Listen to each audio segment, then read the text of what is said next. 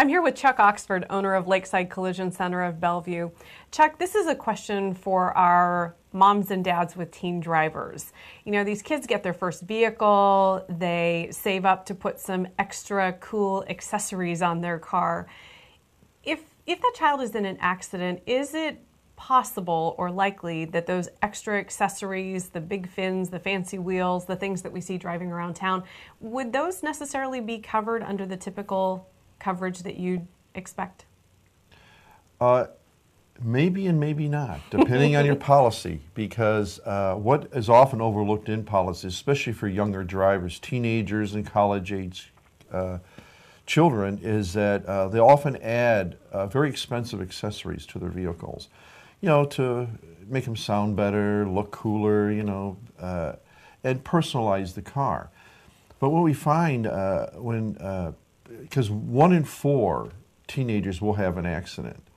So when they come in with these vehicles that have been modified, and sometimes there's very expensive engine modifications done to these vehicles, we find that they haven't notified their insurance company for proper coverage of those additions, and some of those can be very expensive.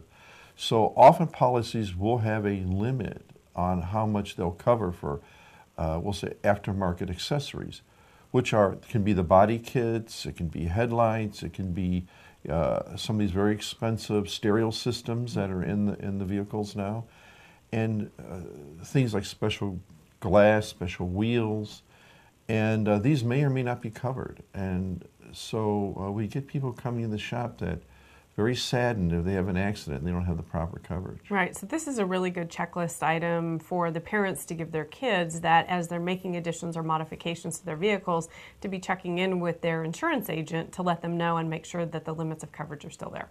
Absolutely, we highly recommend it.